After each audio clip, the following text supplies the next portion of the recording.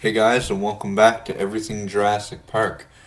Today I'm going to show you guys how to make a dinosaur step by step in the new 2.0 update of JurassiCraft for Minecraft 1.9.4 and 1.10.2.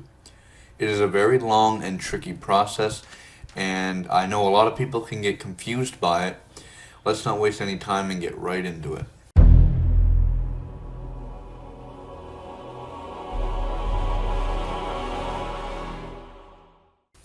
Okay, so the first thing you need to do is obviously find some fossils. Now, when you do find them, do not break them right away with your pick, because if you do, it will not give you anything. Trust me, I learned the hard way, and it can be very disappointing. What you're going to need is something called plaster and bandages. Um, for some reason, the crafting recipe doesn't seem to work. I've tried exactly how it shows on the wiki. I don't know, maybe it got deleted in the new update, but I'm sure we'll be back in the mod soon. For future reference, the recipe is a block of wool surrounded by 8 pieces of paper.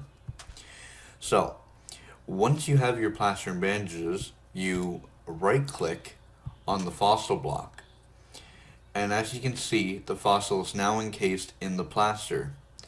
Now, if I switch over to game mode 0, so survival mode,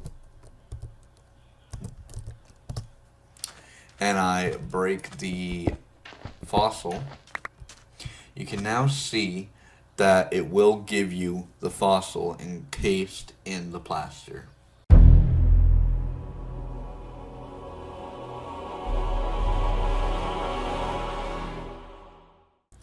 So the next step in making your dinosaur will take us to this machine, the cleaning station.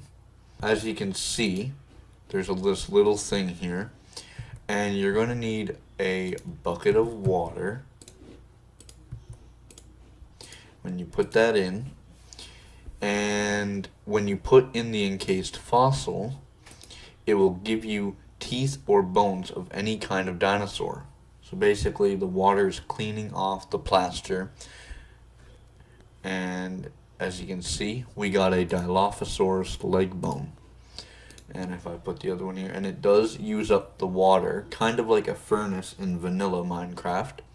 You do get the bucket back, so it doesn't eat up your iron. And we got a Velociraptor tooth. So as you can see, it does give us our fossils from the encased fossil block.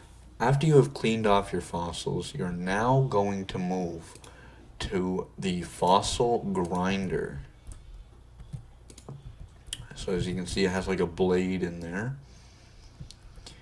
This machine will break down your dinosaur bones and teeth and give you soft tissue of the dinosaur in return.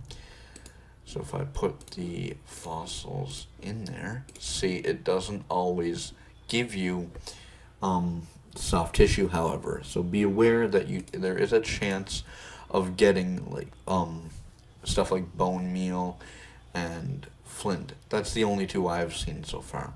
But as you can see, it did give us Velociraptor soft tissue. So that's basically the skin of a Velociraptor.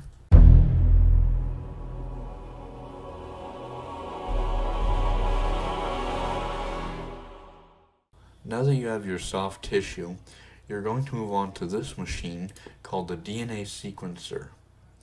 In order to use this machine, you will need your soft tissue and an empty storage disk. When you put the two in the machine, it imprints the DNA from the soft tissue onto the disk. And if you watch up here, you can see that the bar moves across very slowly. This is where it gets a bit tricky, however. In order to move on to the next step in creating your dinosaur, you need a storage disk with 100% DNA. If you do not have one with 100%, it will not allow you to do anything. But say if you have two disks with 50% or a 40% and a 60%, you can use the DNA combinator to combine the two discs to give you 100% DNA. It is very hard to get 100% on one disc, so this machine here will become very helpful in creating your dinosaur. Alright, so as you can see, I put down a bunch of the machines just in case it took a while to get 100%. And as you can see, pretty much all of them, I got a 90, but pretty much all of them didn't give me 100%, except one of them. I did get 100% out of one of them. It does happen that you will get 100, but it's not something that occurs just automatically.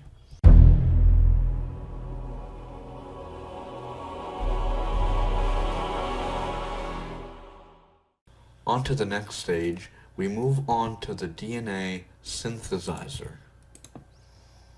What you're going to need for this machine is an empty test tube, a bottle of DNA nucleotides, I hope I said that right, and a storage disk with the 100% DNA on it. Put them all in the machine like that, and the bar should start moving there, yep. And you will get a test tube of the dinosaur's DNA. So it's kind of moving across like the analyzer in the Fossils and Archaeology mod. As you can see, we got a test tube of Dilophosaurus DNA.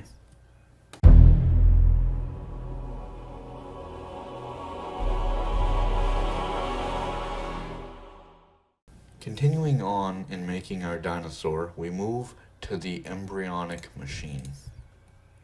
This is a very interesting looking machine, I find. You got a little glass tube down there, which is kind of cool. To use this machine, you will need your test tube of dinosaur DNA, an empty petri dish, and an empty syringe. Put the petri dish in the bottom right, the syringe in the top, and the DNA on the left. And as you can see, it's going across. And doing this will give us a syringe of the dinosaur's DNA to later be put into an egg. So as you can see, there is the syringe.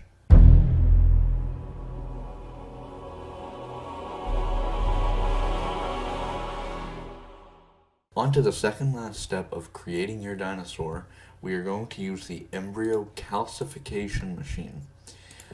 I'm not sure if that's a misspelling of classification, because that sounds more, correct. To use this machine, you will need a chicken egg. So if I just search up egg, and you will need your syringe of dinosaur DNA. Put them in the machine together, and this will give you a fertilized egg with the dinosaur embryo inside, ready to be hatched pretty much. So there you have it, the Dilophosaurus egg.